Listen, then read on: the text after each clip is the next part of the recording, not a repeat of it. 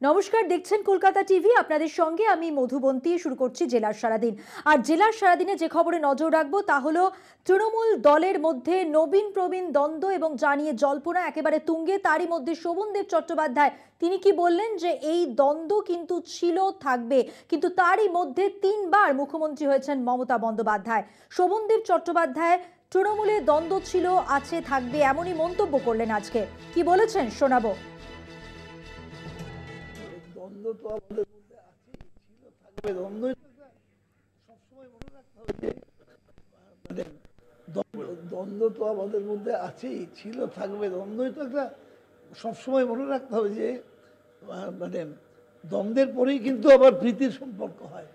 দ্বন্দ্ব সব জায়গায় আছে, ওদের দলেও আছে। ওদের দলে ওদের পার্টি অফিসের সামনে মুখে জুতো মারেনি, বিজেপির পার্টি অফিসের সামনে। দ্বন্দ্ব পৃথিবীর সব দলে থাকবে, দুটো মানুষকে দেখতে এক হয় না, ওই দ্বন্দ্ব থাকবেই। কিন্তু দ্বন্দ্বের পরেও কিন্তু আমরা এই দ্বন্দ্ব নিয়েই মমতা বন্দ্যোপাধ্যায় 3বার জিতেছে, লাস্টবার চ্যালেঞ্জের মোকাবিলা করেছে। এবছরে আমাদের টার্গেট এই পশ্চিমবঙ্গের মাটিতে অন্তত বিজেপিকে শুনে নামিয়ে আনা।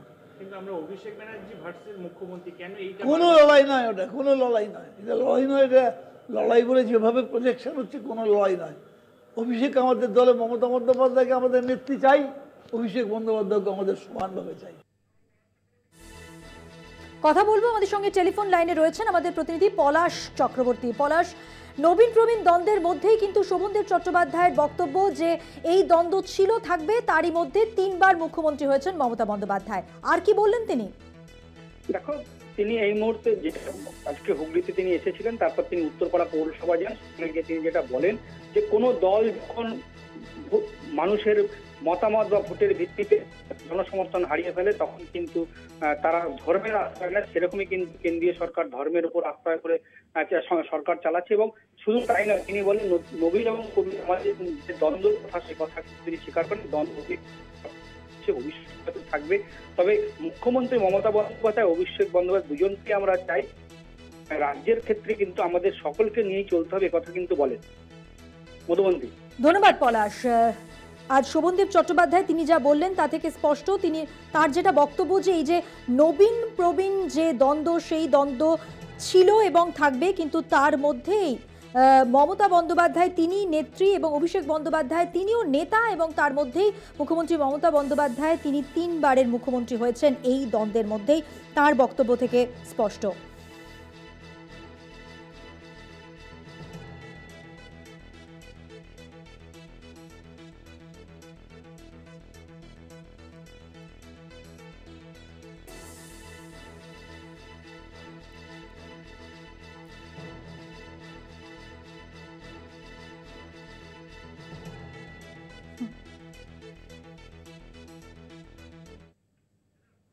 এই দ্বন্দ্বে এবার বিস্ফোরক মন্তব্য করলেন নারায়ণ গোস্বামী। তিনি বললেন অনেক নেতারই সফটওয়্যার আপডেটেড নেই। কি বলেছেন শোনাবো।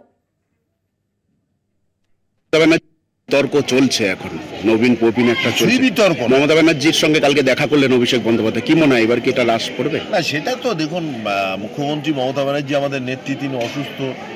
অভিষেক বন্দ্যোপাধ্যায় তার দলের অল ইন্ডিয়া তৃণমূলের জেনারেল সেক্রেটারি এবং তার পুত্র সমানও বটে।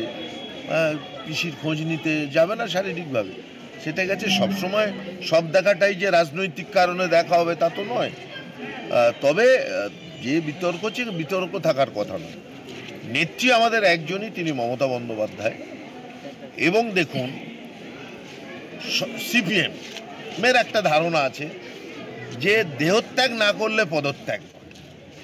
তার মানে বয়সের সঙ্গে, সমাজের সঙ্গে সময় রেখে, প্রযুক্তির সঙ্গে তাল মিলিয়ে আপনাকে পলিটিক্যাল পার্টিও চালাতে হবে। সেই জায়গায় অনেকেই আছেন যাদের সফটওয়্যারে আপডেট নেই, অনেক পুরনো সফটওয়্যার, সেটা দিয়ে তো আর হোয়াটসঅ্যাপ করা যাবে না, তো নিতে পারবে। তো সেই ক্ষেত্রে আমাদের মনে হয়েছে যে মমতা বন্দ্যোপাধ্যায়ের কর্মকাণ্ড তুলে ধরবার জন্যে এই প্রযুক্তির ব্যবহার, সামাজিক মাধ্যমের ব্যবহার, নতুন প্রজন্মের হাতে যদি দল থাকে, তাহলেই সেই তৃণমূল হবে সর্বোচ্চ বাংলা এবং ভারতবর্ষের মানুষের কাছে গ্রহণযোগ্য। এবং সেইটা অভিষেক বন্দ্যোপাধ্যায় পারে। একেবারে বিস্ফোরক মন্তব্য করলেন অশোকনগরের বিধায়ক নারায়ণ গোস্বামী। টেলিফোনে রয়েছেন আমাদের প্রতিনিধি ভক্তি দে, কথা বলবো ভক্তির সঙ্গে। ভক্তি, এই যে বিস্ফোরক মন্তব্য করলেন নারায়ণ গোস্বামী, বলা যেতে পারে যে এই নবীন প্রবীণ দ্বন্দ্ব বা বিতর্কের মধ্যেই তো তিনি বিতর্ককে আরো উস্কে দিলেন। দেখো মধুবন্তী, একদম তাই। আজকে অশোকনগরের বিধায়ক নারায়ণ গোস্বামী, তিনি কিন্তু জেলা পরিষদের সভাধিপতি। সেক্ষেত্রে তার বক্তব্য কিন্তু অনেকটাই চাঞ্চল্যপূর্ণ হয়েছে। কেননা তিনি বলেছেন অনেক নেতার সফটওয়্যার আপডেট নেই, নতুন প্রজন্ম এর জন্য দরকার, না হলে হোয়াটসঅ্যাপ ব্যবহার করা যাবে না, প্রযুক্তি কাজে লাগাতে হবে। এবং সিপিএম যেমন দেহত্যাগ না করলে পদত্যাগ করে না, তিনি সেটাও যেমন বলেছেন। এবং পাশাপাশি বলেছেন নতুন প্রজন্মকে আনতে হবে। এবং তিনি যিনি হোয়াটসঅ্যাপের সঙ্গে তুলনা করেছেন, তার মানে যারা পুরনো তাদেরকে তাদের যে নতুনভাবে আসবে চিন্তা ভাবনা প্রযুক্তিগতভাবে ব্যবহার করতে হবে। এই যে কথাগুলোর মধ্যে অনেকগুলো মানে আছে। সেক্ষেত্রে বলা যেতে পারে তিনি বলতে চেয়েছেন, বা যেটা তিনি বলতে চেয়েছেন, যে পুরনোরা সরে না গেলেও তারা কিন্তু দলের অন্যদিকে থাকবে, প্রথম সারির থেকে নতুন প্রজন্ম আসবে, এরকম একটা ইঙ্গিত করেছেন। আজকের এই বলার পর থেকে রাজ্য জেলা তো বটে, বলা যেতে পারে বিভিন্ন জায়গায় একটা আলোড়ন সৃষ্টি হয়েছে তার এই বক্তব্যে। নারায়ণবাবু কিন্তু জেলা পরিষদের সভাধিপতি, তার বক্তব্যে একটা ধার আছে। তিনি কিন্তু বলা যেতে পারে আজকের এই বক্তব্য থেকে নতুন এবং প্রবীণদের একটা নতুন দ্বন্দ্ব তৈরি করলো, এটা কিন্তু পরিষ্কার। ধন্যবাদ ভক্তি, কথা বললাম আমাদের প্রতিনিধি ভক্তিদের সঙ্গে।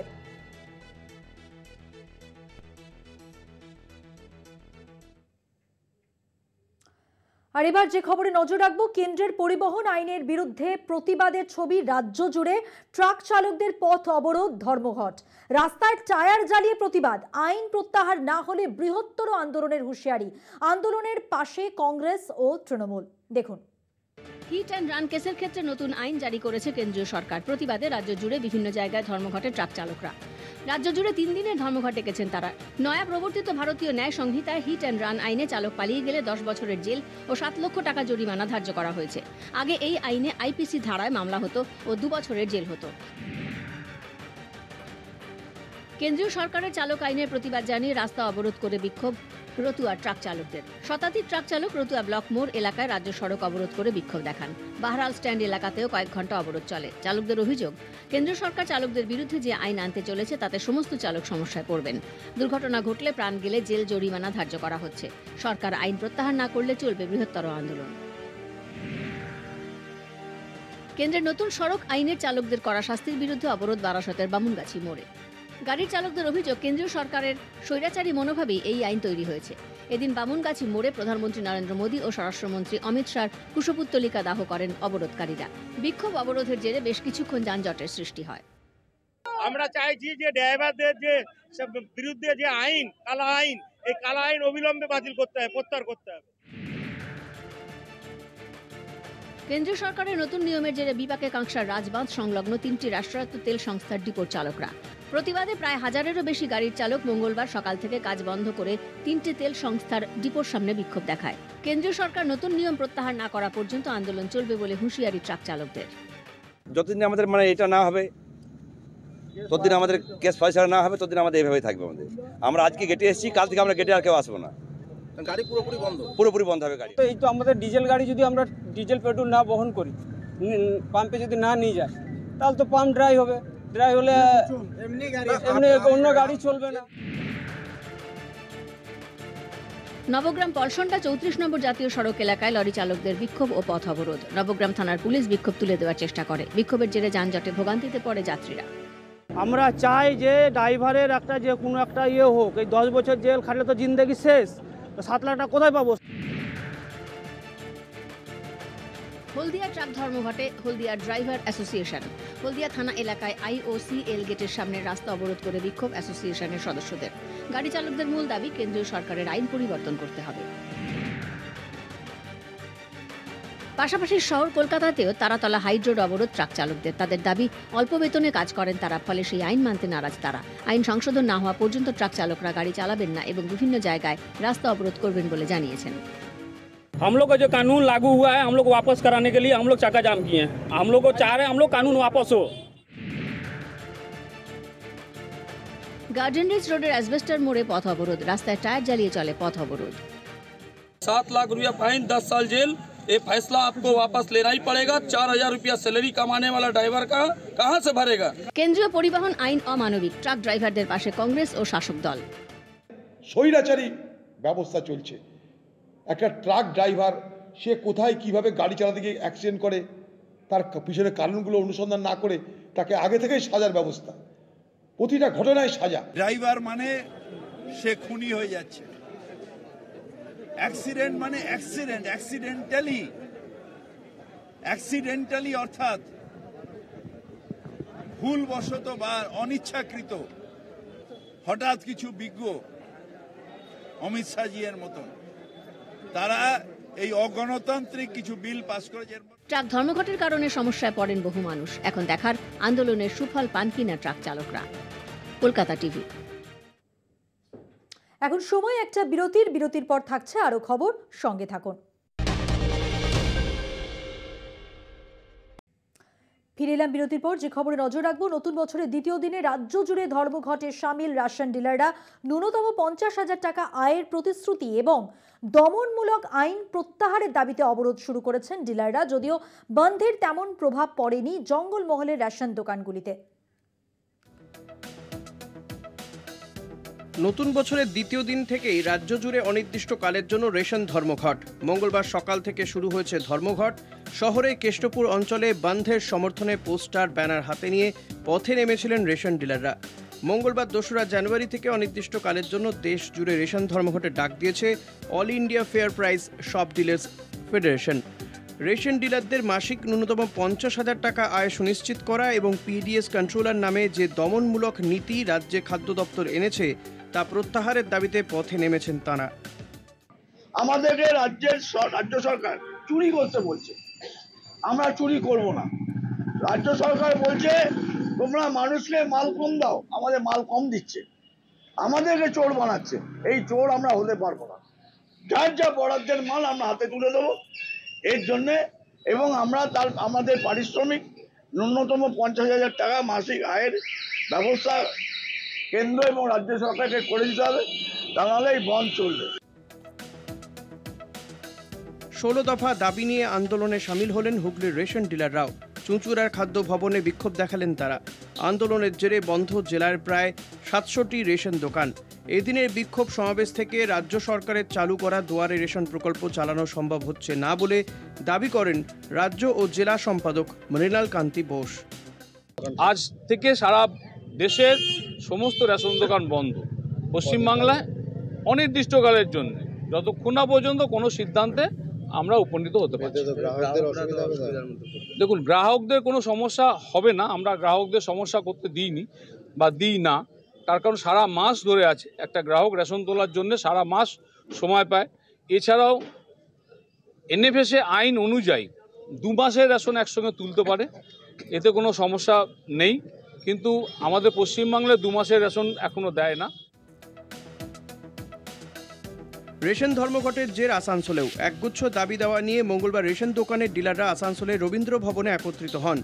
এদিন তারা হাতে ব্যানার নিয়ে রবীন্দ্র ভবনের সামনে থেকে ভগৎ সিং মোড় সংলগ্ন রাজ্য সরকারের খাদ্য ও সরবরাহ বিভাগের দফতর পর্যন্ত মিছিল করেন। রেশন ধর্মঘটে তেমন প্রভাব পড়ল না পুরুলিয়ায়। অল ইন্ডিয়া ফেয়ার প্রাইস শপের ডাকা ধর্মঘটে সামিল হননি ওয়েস্ট বেঙ্গল এমআর ডিলার অ্যাসোসিয়েশনের সদস্যরা। জেলার প্রায় সর্বত্রই রেশন দোকান খোলা রয়েছে, কোথাও কোথাও দুয়ারে রেশনও দেওয়ার কাজ চলছে। আন্দোলনকে সমর্থন করলেও রেশন পরিষেবা বন্ধ রেখে আন্দোলনে নামেননি ডিলাররা। আমাদের স্ট্রাইক মানে অল ইন্ডিয়া ফেয়ার প্রাইস শপের অ্যাসোসিয়েশন থেকে স্ট্রাইক ডাকা হয়েছে, কিন্তু আমরা ওয়েস্ট বেঙ্গল এমআর ডিলার অ্যাসোসিয়েশনের স্ট্রাইক নয়। আমাদের সংগঠনের স্ট্রাইককে সাপোর্ট করছে না, সেই কারণে আমরা খুলেছি। কিন্তু আমি মনে করি, আমার ব্যক্তিগত মত, এই সমর্থন এই ধর্মঘটকে সাপোর্ট করা উচিত ছিল। রেশন ধর্মঘট হলো না ঝাড়গ্রামেও। জেলার অধিকাংশ বাসিন্দাই রেশনের উপর নির্ভরশীল। না দেওয়া খাদ্য সামগ্রী রেশন দোকানে জমা করে রাখাও সমস্যা। এসব ভেবে রেশন পরিষেবা চালু রাখলেন ডিলাররা। নতুন কন্ট্রোল অর্ডার প্রত্যাহার ও ভুতুরে রেশন স্টকের প্রতিবাদে রাজ্য জুড়ে বিক্ষোভে নেমেছেন ডিলাররা। দাবি দাওয়া নিয়ে আগামী 16 তারিখ দিল্লির রামলীলা ময়দান থেকে মিছিল করে পার্লামেন্ট ঘেরাওয়ের কর্মসূচি নিয়েছে ডিলাররা। পরে প্রধানমন্ত্রী নরেন্দ্র মোদীর কাছে স্মারকলিপি জমা দেওয়ার পরিকল্পনাও রয়েছে আন্দোলনকারীদের। কলকাতা টিভি। এখন সময় বিরতির পর ফিরছি, সঙ্গে থাকুন। ঘাটাল মহকুমার বিভিন্ন অঙ্গনওয়াড়ির খাবারে মিলছে আরশোলা, আর সেই খাবার খেয়ে অসুস্থ পড়ুয়া। একাধিকবার জানানোর পরেও হুঁশ ফেরেনি প্রশাসনের। দেখুন।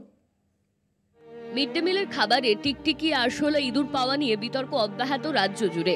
সেই খিচুড়ি আবার খেয়েও ফেলেছেন বেশ কয়েকজন, তবু নির্বিকার প্রশাসন। এরই মাঝে উঠে এলো চন্দ্রকোনার বেউরগ্রাম অঙ্গনওয়াড়ির বেহাল দশা। ভাঙা দালাল এবং আটচালা সারাই করে চলছে খুদেদের পঠন পাঠন এবং রান্নার কাজ। কোথায় বসাবে, পায়খানা বাথরুম নেই, জল নেই, কোনো সুবিধা কোনো কিছু নেই। দিদিমণিরা বলে রান্নারও কোনো দিন জল ফল হলে রান্না হয় না। দিদিমণি বলছে পাঠাবো, যে লোকের জায়গাতে হচ্ছে পড়ানো হচ্ছে, লোকের জায়গাতেই খাবার হচ্ছে, ফাঁকা জায়গাতেই খাবার হচ্ছে। বছরের পর বছর এভাবেই চলছে চন্দ্রকোনার অঙ্গনওয়াড়িটি। বর্তমানে সেখানে 62 জন খুদে পড়ুয়া রয়েছে। অঙ্গনওয়াড়ি মেরামতির জন্য একাধিকবার সিডিপিও থেকে ব্লক প্রশাসন এবং গ্রাম পঞ্চায়েতকে জানানো হলেও কোনো কাজ হয়নি। বর্ষা বা যে কোনো প্রাকৃতিক দুর্যোগে বাধ্য হয়ে বন্ধ করতে হয় পড়ুয়াদের পড়াশোনা। এদিকে প্রাকৃতিক পরিস্থিতি ঠিক থাকলেও অঙ্গনওয়াড়ির বেহাল দশার কারণে অভিভাবকরা ভয় পাচ্ছেন তাদের শিশুদেরকে পাঠাতে। চলো, বাচ্চাগুলো আসেনি, বাচ্চাগুলো মায়েরা আসে, আমরা ওখানে খাবার দিয়ে ছেড়ে দিই। পড়াশোনা সেদিন বন্ধ, বাচ্চারা কোথায় বসবে? বৃষ্টি হচ্ছে, জল পড়ছে, জল বৃষ্টি হলে আর হলে খাবারে হচ্ছে সব নষ্ট হয়ে যাচ্ছে আর হয়ে যাচ্ছে। তারপরে তখন বৃষ্টির সময় তো মানে ছেলেরা আসতেই পারছে না। জায়গাতেই রান্না হচ্ছে, ভয় লাগে না? হ্যাঁ, ভয় লাগছে তো, তবু চাপা দিয়ে রান্না করছি যতটা সাবধানে করা যায়। আমাদের বেশ সুন্দর করে একটা বাড়ি করে দিন, যাতে আমরা সুন্দরভাবে রান্না করতে পারি, সুন্দরভাবে বাচ্চাদিকে নিয়ে বসতে পারি, নিজেরাও ভালোভাবে থাকতে। অভিভাবক থেকে শিক্ষিকা ও রাঁধুনি সকলেই চাইছেন স্কুল বিল্ডিং তৈরি হোক। এখন দেখার প্রশাসন এই উদ্যোগ নিয়ে কত দ্রুত আইসিডিএস সেন্টারটি তৈরি করে। চন্দ্রকোনা থেকে মধুসূদন ভট্টাচার্যের রিপোর্ট, কলকাতা টিভি। এবারে যে খবরের দিকে নজর রাখবো, আদালতের দ্বারস্থ হয়েছেন অমৃতা সিনহা বিচারপতি, তার স্বামী। আমরা এর আগেও শুনেছি সিআইডি বিরুদ্ধে তিনি হেনস্থার অভিযোগ তুলেছিলেন, এবং এবার যেটা খবর যে তার কণ্ঠস্বরের নমুনা চেয়েছে সিআইডি। বিচারপতির স্বামীর কণ্ঠস্বরের নমুনা নিতে চায় সিআইডি। কণ্ঠস্বরের নমুনা দিতে অস্বীকার করেছেন প্রতাপ চন্দ্র দে, এবং পাল্টা আদালতের দ্বারস্থ বিচারপতি অমৃতা সিনহার স্বামী। জমি মামলায় বেশ কিছু গুরুত্বপূর্ণ তথ্য সিআইডির হাতে। আদালতের দ্বারস্থ বিচারপতি অমৃতা সিনহার স্বামী কেন না তার কণ্ঠস্বরের নমুনা নিতে চায় সিআইডি। জমি মামলায় বেশ কিছু গুরুত্বপূর্ণ তথ্য হাতে পেয়েছে সিআইডি। এর আগেও তার সিআইডির বিরুদ্ধে হেনস্থার অভিযোগ তুলেছিলেন বিচারপতি অমৃতা সিনহার স্বামী। তাকে দীর্ঘক্ষণ জিজ্ঞাসাবাদ করা হয় সিআইডির পক্ষ থেকে। এবার যেটা জানা যাচ্ছে, তিনি সিআইডির বিরুদ্ধে আদালতের দ্বারস্থ হয়েছেন। কণ্ঠস্বরের নমুনা দিতে অস্বীকার করেছেন অমৃতা সিনহার স্বামী।